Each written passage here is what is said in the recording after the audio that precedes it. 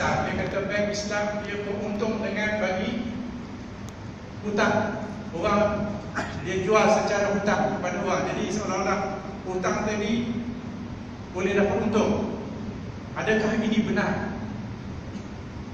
Ini adalah salah faham yang kita secara tidak sedar kita menganggap bahawa hutang ni boleh menjadi saluran untuk kita mendapatkan untung.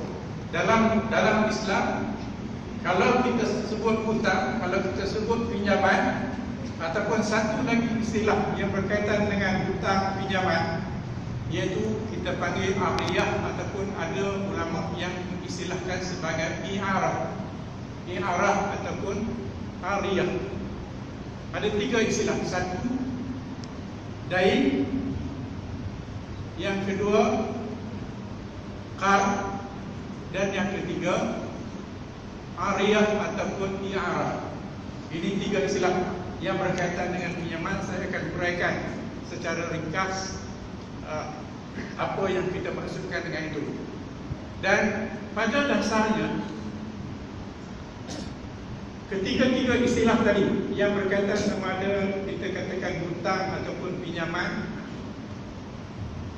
secara definisinya, bila kita kata hutang, kita bagi hutang, kita bagi pinjaman, ia adalah pemindahan pemilikan sementara. Pemindahan pemilikan harta yang kita ada untuk sementara waktu. Orang yang kita bagi tadi, sampai tempoh masa dia kena bagi balik. Dia kena pulangkan balik. Dan bila dia pulang balik tadi, tak ada apa-apa tambahan boleh diberikan. Kerana semua tiga akad tadi kita panggil ukud ghair muawadah. Akad-akad yang tidak ada timbal balik. Tidak ada timbal balik. Dia hanyalah aliran satu hala. Kita bagi untuk dia guna untuk meringankan bebanan dia, misalnya kerana dia dalam keadaan keperluan, dan dia pulang balik jumlah yang sama banyak, tidak boleh lebih. Dia boleh bagi lebih, tetapi dia bukan merupakan syarat. Masa kita bagi sementara pemindahan hak milik tadi, kita tak letak apa-apa syarat. Tapi kalau kita letak syarat mesti bayar balik lebih, itu adalah jadi akad riba. Sama ada 1% ke, 0.5% ke, tak boleh. Kerana ada hadis-hadis Nabi yang mengatakan kalau kita pinjam sesuatu, tidak ada apa-apa lebihan yang boleh kita minta. Itu kalau kita kata sama ada perkataan yang kita gunakan dain ataupun qard. Qard maknanya potong. Mana bila kita bagi pinjaman, kita potong pemilikan kita, tetapi untuk sementara. Untuk sementara waktu saja. Okey. Mungkin untuk memudahkan tuan-tuan dan puan-puan faham apa dia beza antara pinjaman dengan jual beli, buyur ataupun al-bai'. Jual beli merupakan menyerahkan pemilikan, seseorang menyerahkan pemilikan harta dia untuk selama-lamanya. Tetapi dia diganti dengan imbalan harga. Misalnya saya ada barang, saya jual, saya membatalkan pemilikan saya ataupun saya menyerahkan pemilikan harta saya kepada satu pihak yang lain. Penyerahan tadi untuk putus, makna beri sepenuhnya, bukan sementara, bagi selama-lamanya. Tetapi dalam jual beli, bila saya sanggup memberi harta saya kepada orang selama-lamanya, saya mesti diberi imbalan, iaitu harga. Itu sebab kita kata jual beli adalah, ulama mendefinisikan jual beli pertukaran harta dengan harta yang sebanding. Jadi kalau katakan kita ada barang, kita jual dengan harga, kita bersetuju harga sekian, dia bagi jumlah wang sekian kepada kita, seolah-olah kita mengatakan bahawa harga tadi sebanding dengan nilai barang yang kita serahkan kepada dia, dan penyerahan kepada dia adalah untuk selamanya, bukan sementara. Dalam kes pinjaman, sementara saja. Kita serah untuk sementara waktu, dia guna, kemudian dia kena pulangkan balik. Okey, kita akan jelaskan. Tetapi kita perlu ingat, dalam Islam, bila kita kata al-bai', jual, beli, kita jual, harga tak semestinya serta-merta. Imbalan harga tak semestinya serta-merta. Ada dua keadaan. Ada yang sifatnya serta-merta, mana kontan, kita jual, dia terus bayar harga, habis, tutup buku. Ada yang kita jual, kita serahkan pemilikan kita untuk selama-lamanya, tetapi harga ditanggung, harga bertanggung. Yang ini kita panggil al-dain. Yang ini yang dijelaskan dalam Al-Quran surah Al-Baqarah ayat 283,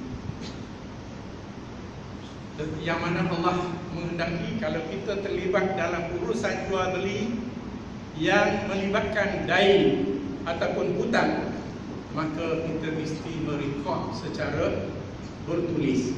Mesti ada orang yang menulis, mesti ada dua saksi, untuk memastikan bahawa kira bicara tadi adalah mudah untuk kita selesaikan. Kerana soal hutang dalam Islam adalah begitu kritikal. Kerana kalau kita mati tak bayar hutang, yang ini yang kena selesai dulu. Kalau tidak, kita dapati, kalau kita tengok amalan Rasulullah dahulu, selagi hutang tidak diselesaikan, dia tidak akan membenarkan jenazah tadi untuk dikebumikan. Mesti ada orang yang akan menyelesaikan hutang seseorang. Okey, apa yang berlaku dalam konteks kita, ad-dain adalah diamalkan dalam amalan sistem keuangan Islam yang kita amalkan sekarang. Apa yang kita panggil al-bai' bisaman ajir itu adalah bai'ud dain, bai'ud dain, jual beli secara hutang. Yang menguntungkan bukan dain tadi, yang untung adalah jual beli tadi, jual beli harga bertangguh.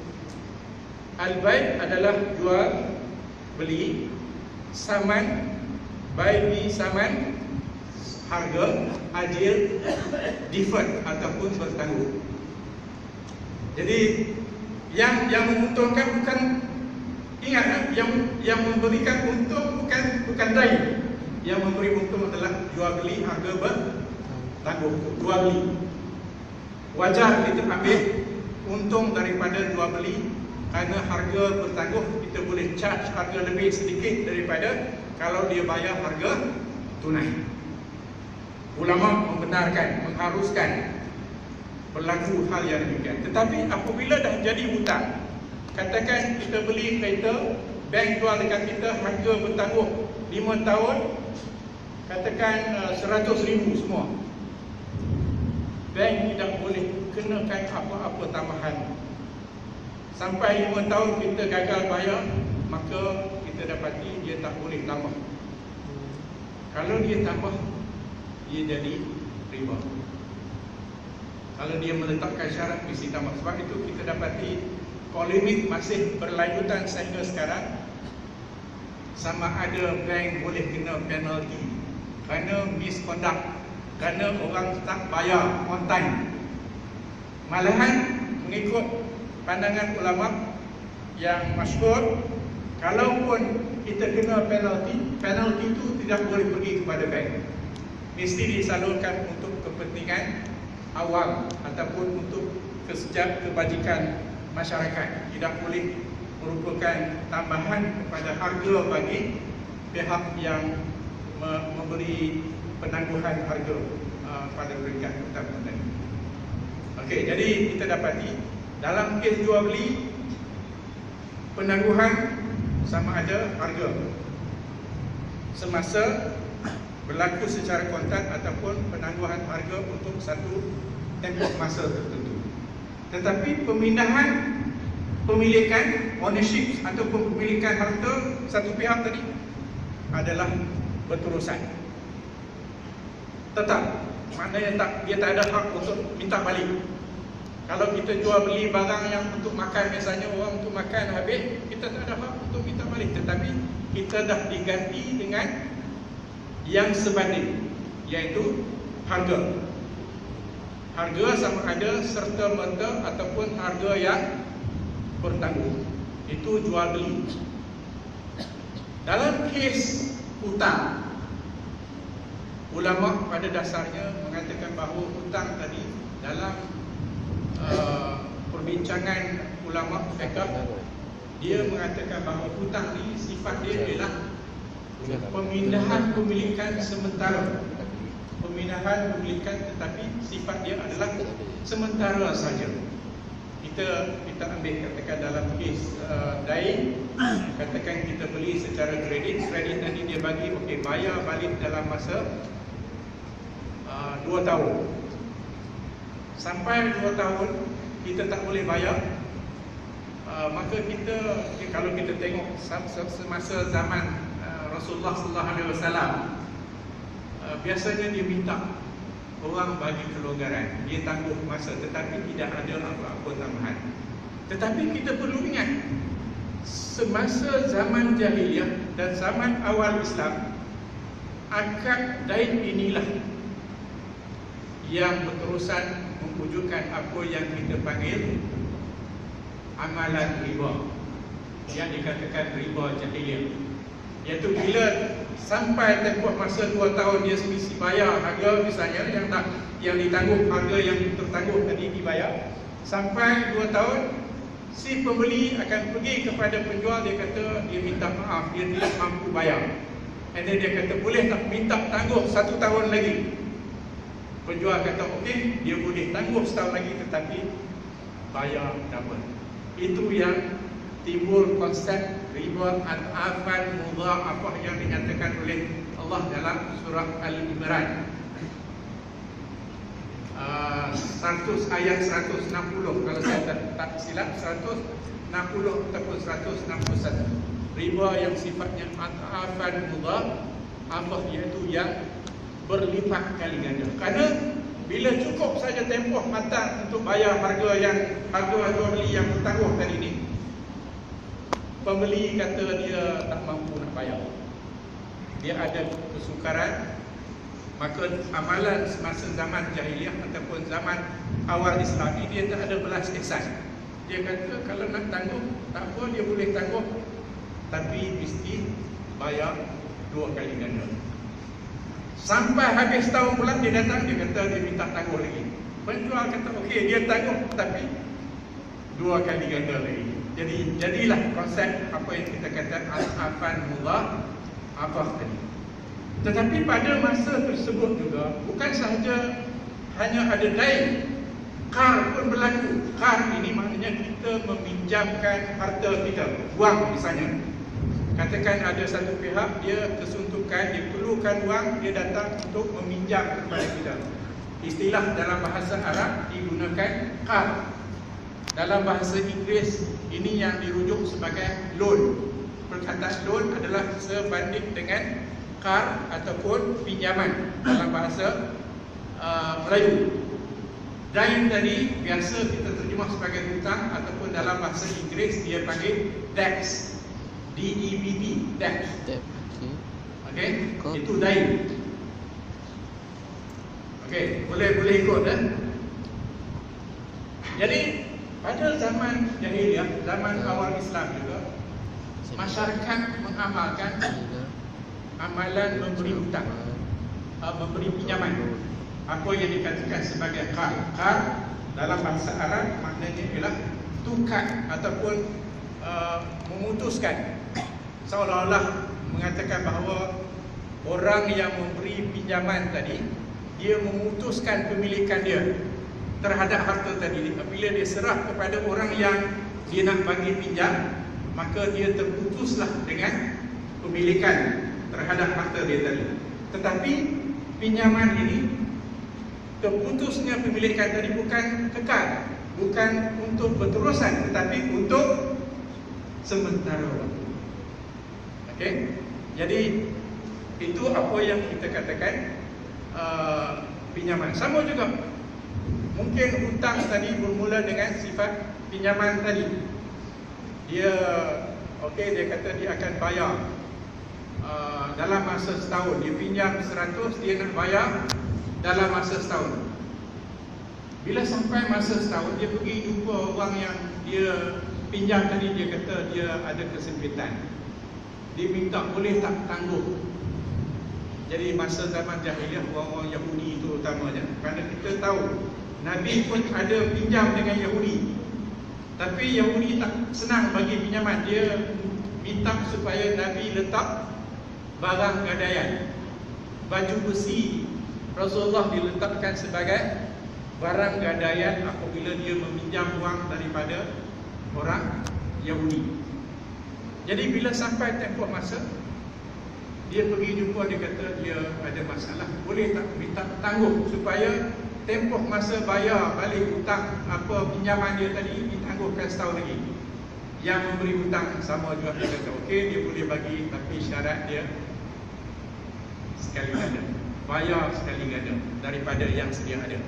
Jadi kalau semakin panjang masa bertangguh, maka semakin banyaklah apa yang kita katakan tambahan yang dikatakan riba al-afan wa afan. Okey, jadi itu dua istilah yang berkaitan dengan pinjaman yang ada dalam Islam, yang pada dasarnya kita dapati dalam Islam Rasulullah berjuang berhabis-habisan sehinggalah kepada haji yang akhir. Dalam khutbah widang Rasulullah sallallahu alaihi wasallam, dia mengharamkan riba ini. Dan riba yang pertama diharamkan, yang sifatnya an-afan mudha'afah ini, adalah yang diamalkan oleh Sayyidina Abbas, yang diharamkan oleh Rasulullah sallallahu alaihi wasallam. Satu lagi pinjaman yang ini popular di kalangan orang-orang Islam di Malaysia ni, kita selalu amalkan, tapi kita kadang-kadang kita tak tahu kita buat itu apa dia akad dia. Dan ini amat digalakkan sebenarnya, kerana kita membantu, kerana hutang, pinjaman, hutang dan ariyah ataupun i'arah ini adalah amat digalakkan, kerana dia tergolong dalam akad untuk membantu. Tetapi kita kena ingat,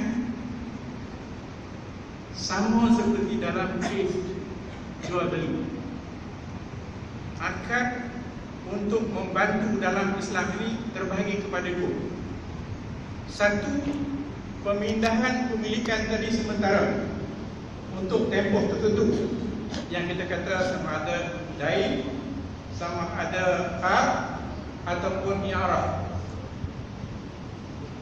Okey, ada akad kebajikan dalam Islam yang kita serahkan pemilikan kita untuk selama-lamanya. Yang ini kita panggil akad-akad tabarruk. Akad-akad tabarruk, akad-akad kebajikan. Misalnya kita bagi sedekah, kita bagi zakat, kita wakafkan harta kita. Ini adalah akad-akad tabarruk, tabarrukan, bertabarruk, kita panggil bertabarruk. Kita menginfakkan harta untuk mendapat balasan daripada Allah, kerana kita melakukan kebajikan kepada masyarakat. Yang ini kita pindah kekal. Bila kita bagi zakat, adakah kita kata kena pulang balik zakat? Tak ada. Kita kata okey, untuk selama-lamanya, bukan sementara. Itu adalah kita menyerahkan pemilikan kita kepada pihak yang lain untuk tujuan kebajikan bagi orang tadi. dan pemindahan tadi adalah kekal selama-lamanya. Kita tak berhak untuk tuntut balik harta yang kita bagi sebagai zakat, harta yang kita serahkan sebagai sedekah ataupun yang kita bagi sebagai wakaf. Dalam kes wakaf lagi penting untuk kita faham bahawa bila kita bagi harta kita sebagai wakaf, kita sebenarnya menyerahkan pemilikan daripada kita untuk diserah menjadi milik Allah untuk selama-lamanya. Tidak wajar untuk kita menuntut pemilikan kembali daripada harta yang telah kita wakafkan. Kerana bila kita lihat kepada konsep harta tadi, kita mesti ada pemilikan. Sebab itu dalam jual beli kita tak boleh jual beli barang yang kita tidak ada pemilikan. Kita curi, kita jual barang yang kita curi bukan milik kita, tidak sah dalam Islam. Okey, akad pinjaman yang ketiga yang saya kata tadi, Ariyah, ataupun dalam mazhab Syafi'i dia guna istilah i'arah, ataupun ain alif raha, i'arah. Dia pada dasarnya ini adalah kes di mana kita memindahkan sementara harta-harta kita yang bersifat ataupun yang dikategorikan sebagai harta bersifat isti'mali, harta-harta yang bersifat isti'mali yang boleh digunakan berulang kali. Misalnya dalam rumah tangga kita ada periuk untuk kita masak nasi misalnya, kita boleh bagi jiran kita pinjam untuk dia guna 2 hari kerana dia nak buat kenduri misalnya, dia tak perlu bayar apa-apa. Tapi pada dasarnya kita boleh kenakan harga. Kita kata okey, kerana dia guna manfaat, kita charge sewa, boleh disewakan. Tetapi biasanya ini dianggap sebagai saluran untuk kita membantu saudara-saudara kita yang kurang mampu misalnya. Ataupun kereta yang kita ada, jiran kita memerlukan untuk menggunakan kereta untuk tujuan-tujuan yang terdesak misalnya, dan dia tidak ada kemampuan untuk memiliki kereta, kita boleh bagi dia guna, pemindahan sementara dia guna dan dia pulangkan balik. Tetapi apa yang akan berlaku kalau dalam masa kita bagi dia sebagai dalam i'arah, kontrak i'arah tadi, katakan barang tadi rosak, barang tadi hilang misalnya, maka dia kena pulang balik.